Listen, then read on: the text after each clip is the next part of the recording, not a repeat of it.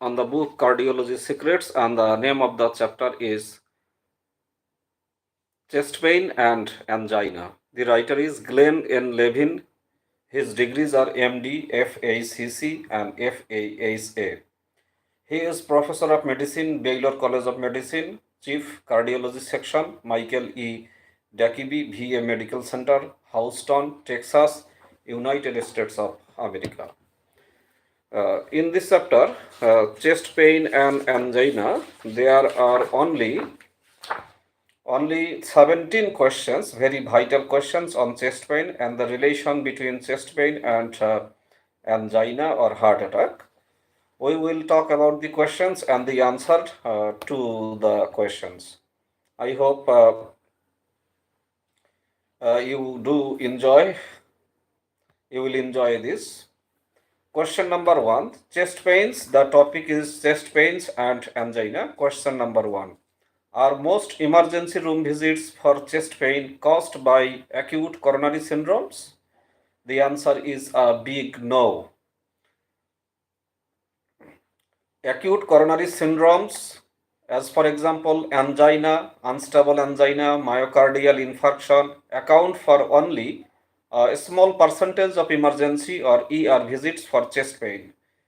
Depending on the study, only a small percentage of patients from 1% to 11% are diagnosed as having chest pains caused by acute coronary syndrome, caused by coronary artery disease, or simply CAD, or acute coronary syndrome, or in brief ACS. ACS or acute coronary syndrome is the term used to describe the continuum of syndromes that include unstable angina and myocardial infarction, or in brief MI. Question 2. What are the other important causes of chest pains besides chronic stable angina and acute coronary syndromes? The answer is, it is important to quickly recognize and exclude the life-threatening causes of chest pain, which includes ACS or acute coronary syndrome, aortic dissection, pneumothorax, pulmonary embolism, or in brief PE, and esophageal rupture. The differential diagnosis for chest pains includes cardiovascular, pulmonary, gastrointestinal, musculoskeletal, psychiatric, and dermatologic causes.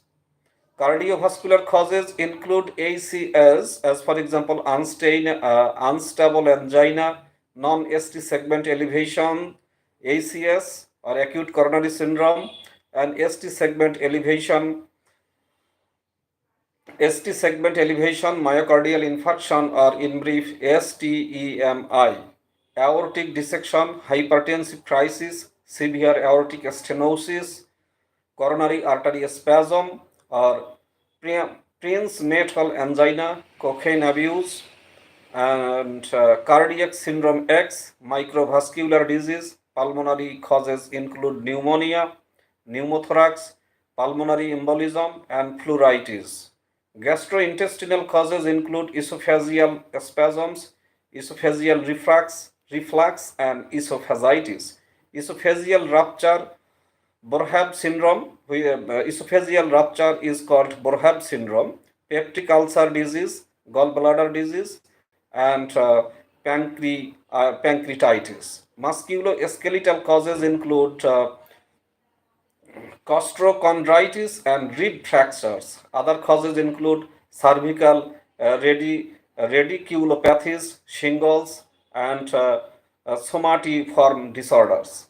Table 14.1 summarizes the clinical descriptions and presenting features of the different causes of chest pain. Now let's read the table. Common causes of acute chest pain.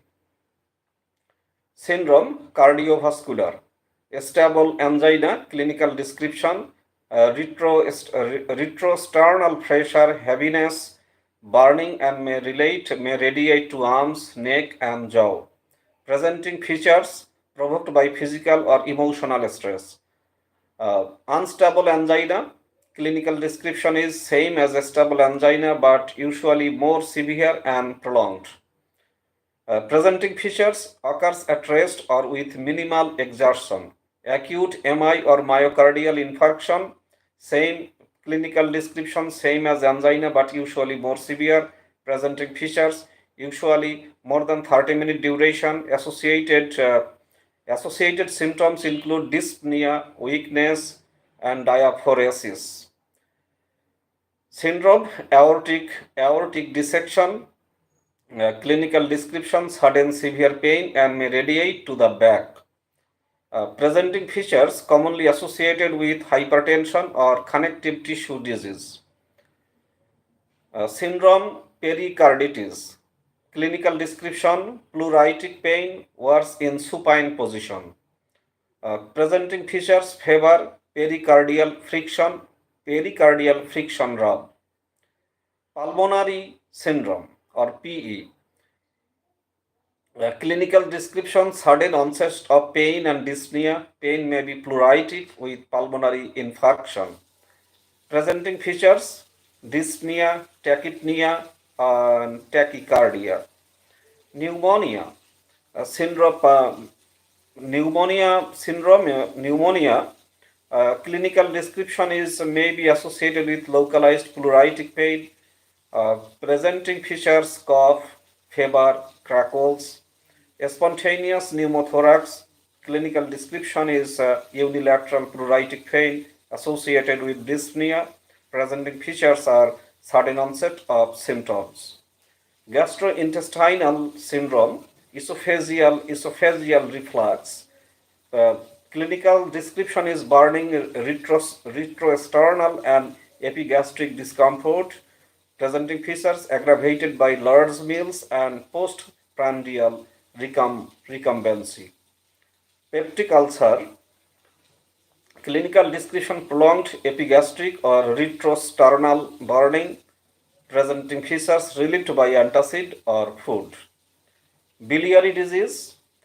Clinical description of biliary disease is right upper quadrant pain.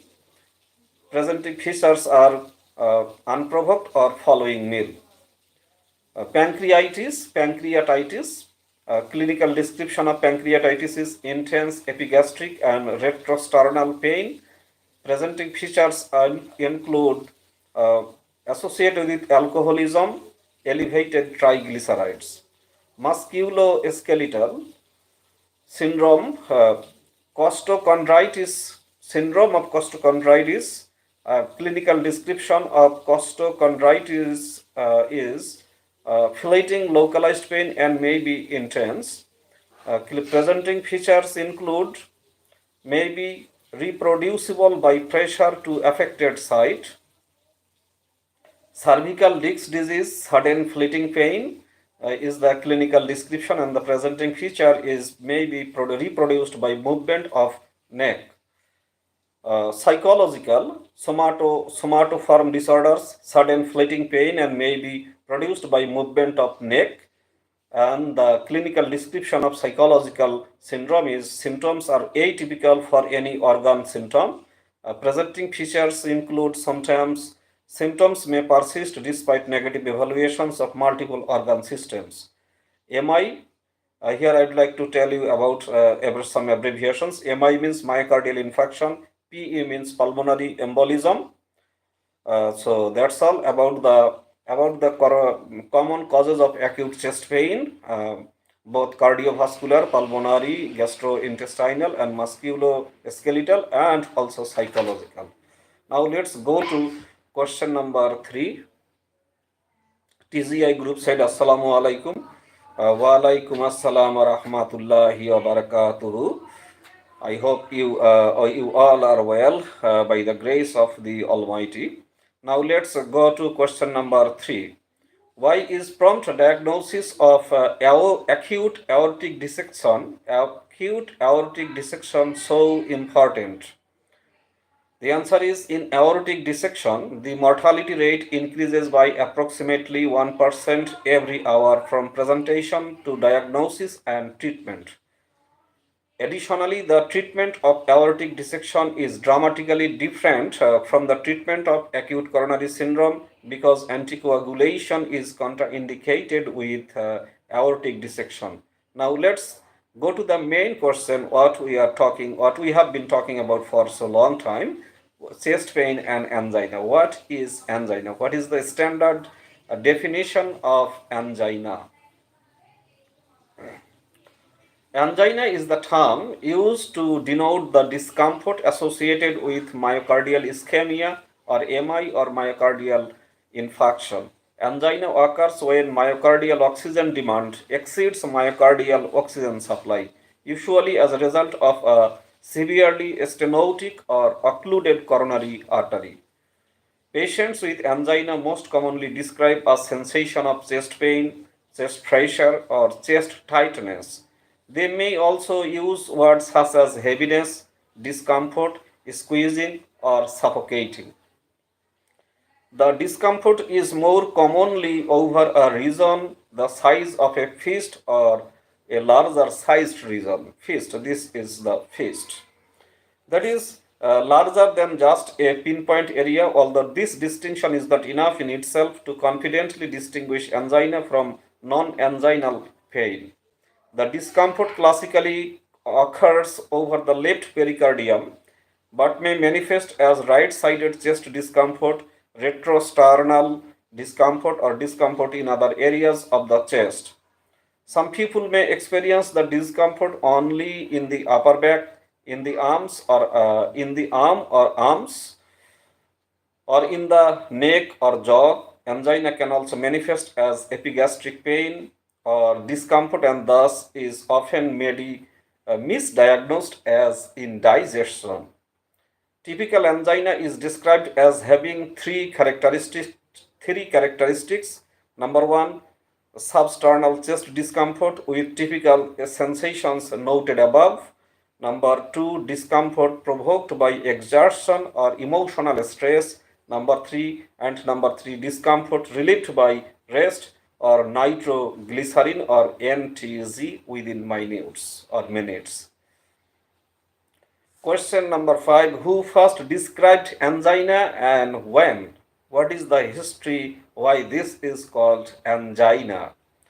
The association between chest pain or angina pectoris and heart disease was first noted by William Heberden in 1772, almost 300 years ago. He described this as a strangling sensation, in the chest in his manuscript entitled Some Account of a Disorder of the Breast. So, in 1772, William Heberden first noted the disease angina pectoris or chest pain as a struggling sensation in the chest in his writing called Some Account of a Disorder of the Breast. Question number 6. What is the difference between a stable angina and unstable angina? That means there are two kinds of angina or two kinds of chest pains, and number one is unstable angina and number two is stable angina. Now let's see the difference between stable angina and unstable angina. Angina is typically further classified into stable types and unstable types. Stable angina occurs in situations of increased myocardial oxygen demand, such as exercise. Unstable angina occurs at rest.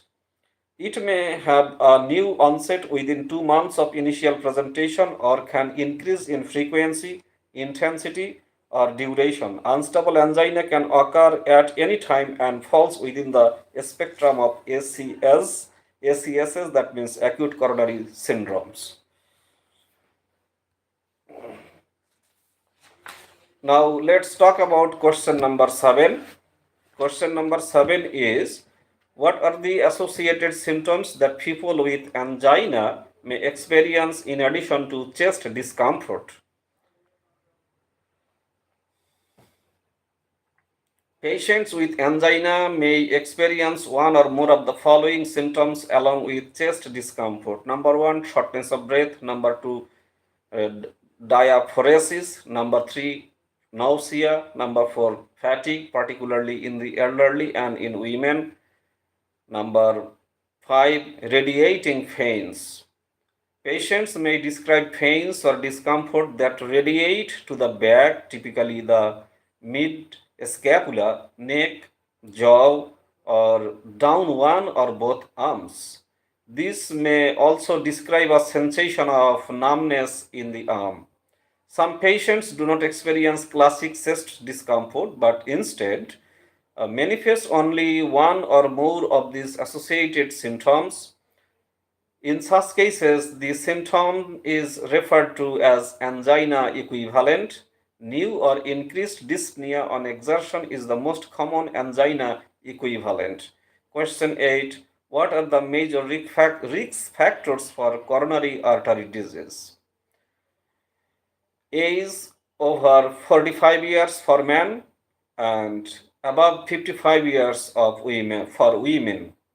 Gender. Males are at higher risk of developing coronary artery disease earlier in life, although late life coronary artery disease is common in both men and women. Family history of premature coronary artery disease. This is traditionally defined as a first degree male relative, that means father, brother, who first developed clinical coronary artery disease at an age younger than 55 years, or first degree female relative, that is mother or sister, at an age younger than 65 years. Hypercholesterolemia, hypertension, cigarette smoking, diabetes mellitus. Other factors that have been associated with an increased risk of CAD or coronary artery disease include inactivity, lack of regular exercise, obesity, specifically excessive abdominal girth, end-stage renal disease, chronic inflammatory diseases, human immunodeficiency virus or HIV infection, and acquired immunodeficiency syndrome, or simply AIDS. Mental stress, depression, elevated C-reactive protein, and elevated homocysteine. The American College of Cardiology or American Heart Association, American College of Cardiology is simply called ACC, and American Heart Association is called in brief as AHA. Cardiovascular risk calculator, the app of which can be downloaded into a smartphone, can be used to estimate a patient's 10-year cardiovascular risk. This score takes into consideration age, gender, race, total cholesterol, high density lipoprotein or HDL cholesterol, systolic blood pressure, and treatment status, diabetes, and smoking status. Now, question number 9, and I think this is going to be the answer of question number 9 is going to be a very long one. I do hope you do have patience for listening to this. Question is, what symptoms and findings make it more or less likely that the patient's chest pains are due to angina or that the patient has acute coronary syndrome? Okay, the answer is a very long one, so I'd like to skip the answer to this question. Question 10, what physical exam findings make the chest pain more or less likely to be due to angina? Question 11, how is an electrocardiogram helpful in distinguishing the causes of chest pain? Question 12, what is the initial workup of patients presenting with chest pain? Question 13, if one is still in doubt as to the diagnosis of a coronary artery disease, should a stress test be obtained? Question 14, are there exceptions to the classic presentations of anginal pain? Question 5, what is Prince-Metal angina? Question 16, what is cardiac syndrome X and microvascular angina? And question number 17 and the last question on this chapter, chest pain and the angina, and I will tell the question and the answer to it. Does an elevated troponin level confirm the diagnosis acute coronary syndrome or ACS? The answer is not necessarily. Not that all elevation of troponin level indicate acute coronary syndrome. Again, I would like to repeat the question. Does an elevated troponin level confirm the diagnosis acute coronary syndrome? Not necessarily. The answer is not necessarily.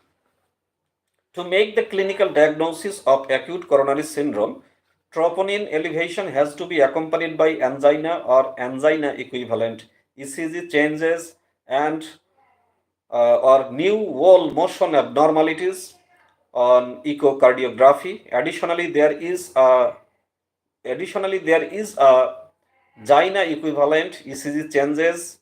There is a typical rise and fall pattern of the troponin level with an MI as opposed to an unvaried mild elevation of troponin levels. Although troponin elevations are fairly sensitive and specific for myocardial necrosis. Necrosis means death of the cells of the heart. Numerous other conditions can also be associated with elevations in cardiac troponins. In fact, up to 45% of elevated troponins in acutely ill hospitalized patients are not due to coronary artery disease.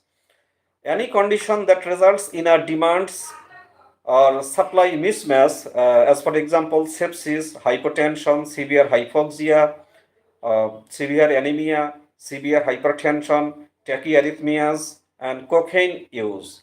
All this can cause an elevation in troponin. Myocardial strain in heart failure, exacerbation can cause troponin release.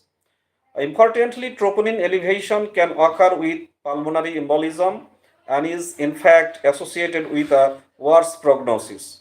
Worse prognosis in case of pulmonary embolism with elevated troponins.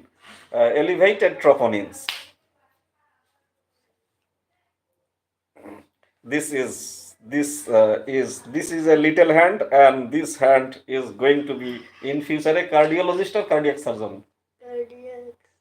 Cardiac surgeon or cardiologist? This is the biggest.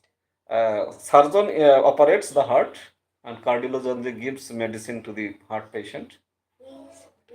Cardiac surgeon is the last treatment. Is thought to be the biggest cardiology. Then what do you want to be? Okay, this again. Okay, this hand. This little hand is going to be in future a cardiac surgeon, so that's why I am going to read the topic on chest pain and angina.